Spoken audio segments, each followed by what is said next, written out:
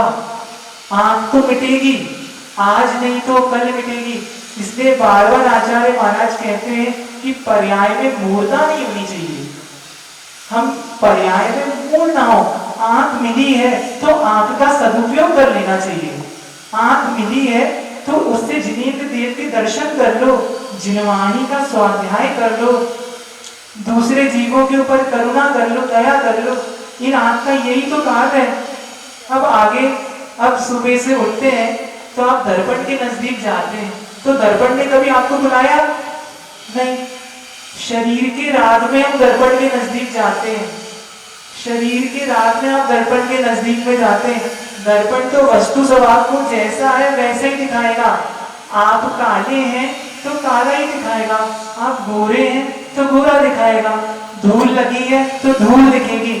दर्पण की कोई गलती नहीं है। जितना हम दर्पण में अपने रूप को संभालते हैं, यदि उसका 1% भी यदि अपने परिणामों को थोड़े समय के लिए भी निहार लें तो बहुत अच्छा होगा। अब ये देह कैसी है? ये देह असुचि रूप है, असुचि है। अंदर कैसे कैसे प्रकार का मल भरा हुआ है। ये ऊपर से एक चर्म लपेटी हुई है। आप इस चर्म को हटाकर देखिए, घृणा उत्पन्न हो जाएगी। अंदर पीप है, रक्त है, मांस है, मज्जा है, इन सब सी तो भरी हुई है। और देखिए हम स्नान करते हैं, घंटों घंटों सोप्स यूज करते हैं, बॉडी वॉश यूज करते हैं, क्यों? मल मल के इस मल को धोना चाह रहे हैं। क्या ये मल धुल जाएगा? यदि नहाने से पवित्रता होती तो ये मुनिराज तो कभी नहीं नहाते हैं।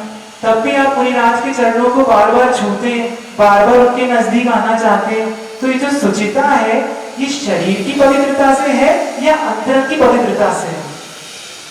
आपका मन यदि निर्मल है, आपके परिणाम यदि विशुद्ध हैं और आपके भाव यदि पवित्र हैं, तो आप शुचि में हैं। शुचित भावना यही है, यही है और कुछ भी नहीं है। अंतर के परिणाम शुद्ध होने चाहिए। और अब दृष्टि देखो, कोई पूछ सकता है कि ये महाराष्ट्री लोग नहाते क्यों नहीं है? वो इसलिए नहीं नहाते कि जिस पानी से मैं नहाऊंगा उन जीवों की भी विराधना होगी, जो पानी बहकर जाएगा उन जीवों की भी विराधना होगी, उन जीवों में भी सिद्धत्व प्राप्त करने की क्षमता है, उन जीवों के अंदर भी अनंत चतुष्टय धारण करने रूप शक्ति विद्यमान है, वे भी भावी भगवान बन सकते हैं, उनमें भी अंदर शक्ति विद्यमान है, अभिव्यक्त नहीं है। तो ये है भाषा समय सार की। मात्र पढ़ने का नाम समय सार या आध्यात्मिक ग्रंथ नहीं है, ये दृष्टि है।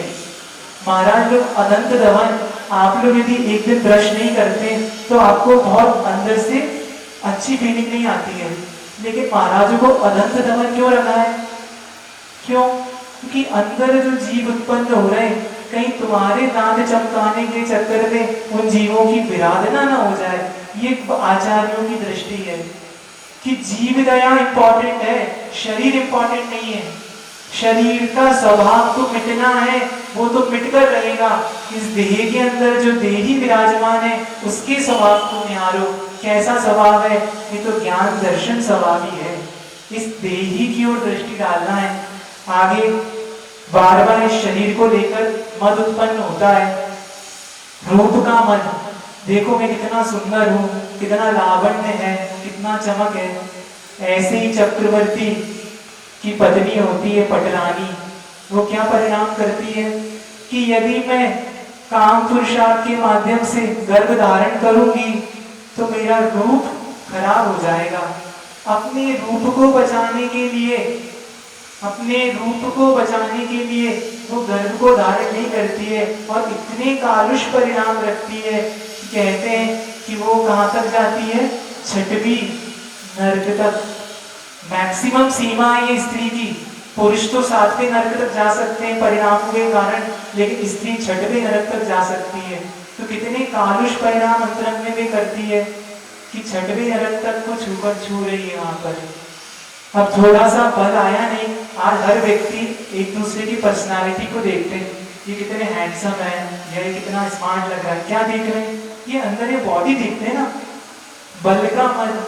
सोचो नारायण श्री कृष्ण जिनके पास अतुल बल था, कोटि कोटि बल के धारी थे, लेकिन देखो आखिरी में क्या होता है, एक एक बूंद पानी को तरस रहे हैं, एक एक बूंद पानी को नहीं मिलती है और आखिरी में बाण के माध्यम से छिद जाते हैं और मरण को प्राप्त हो जाता है, दुर्गति पहुंच गए हैं।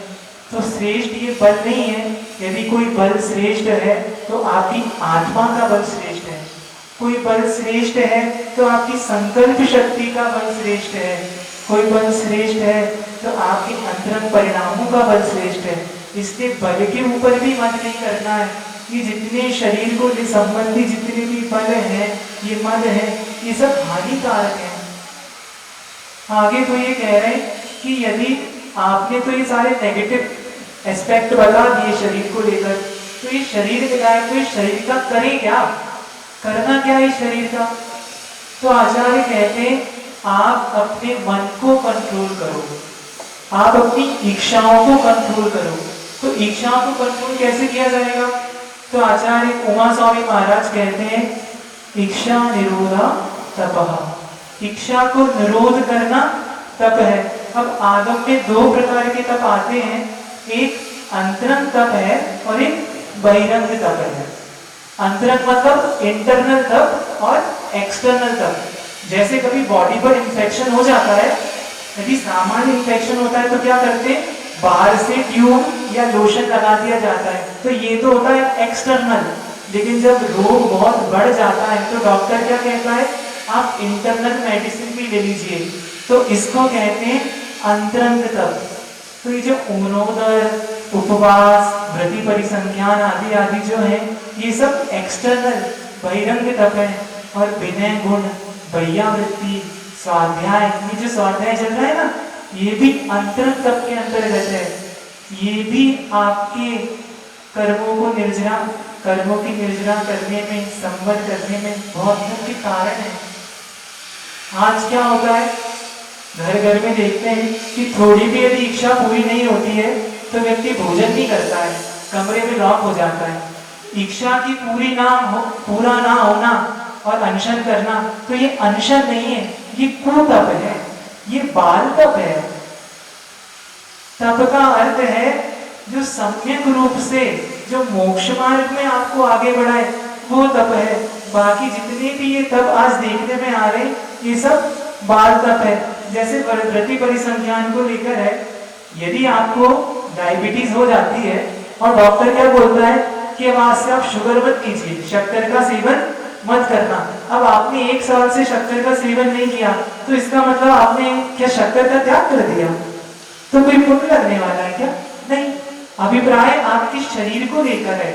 जब आत्मा को पुष्ट बनाने रूप परिणाम होगा तब वह तप के अंतर्गत आता है।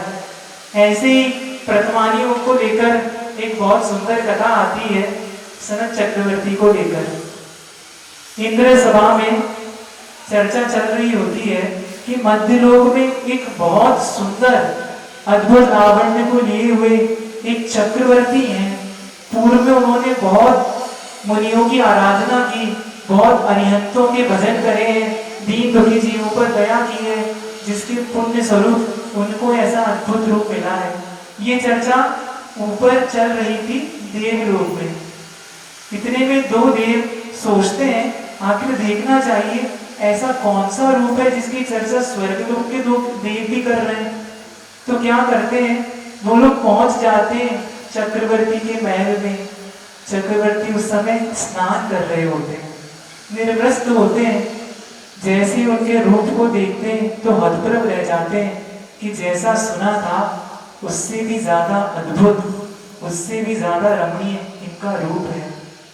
आप देखो, रावण ने सीता का हरण किया तो रावण ने दृष्टि किस चीज पर डाली, रूप पर डाली। रूप पर दृष्टि डाली तो नरक का वेदन कर रहा है। यदि स्वरूप की ओर दृष्टि डाल देता तो शायद आज मोक्ष सुख को करते ना। तो जैसे ही देखते हैं तो हतप्रभ रह जाते हैं और बाहर जाकर मंत्री से कहते हैं कि राजन को कहिए कि ऊपर स्वर्ग लोक से 2 देव आए हैं, वे आपके रूप का अवलोकन करना चाहते हैं। तो क्या करता है चक्रवर्ती, कहता है अभी रुको, मैं बहुत अच्छी से तैयार होकर आता हूँ।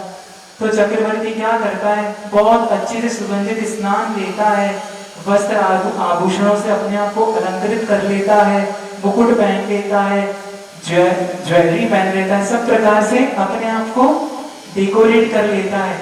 और जैसे ही राजमहल में आता है और देवों के सामने प्रस्तुत होते हैं तो देव बड़े उदास हो जाते हैं। देवों को उदास देखकर राजा बड़ा चिंतित हो जाता है कि अभी तो आप मेरे रूप के लावण्य की इतनी प्रशंसा कर रहे थे और अब आपको अचानक मेरे रूप को देखकर प्रशंसा का अनुभव क्यों नहीं हो रहा।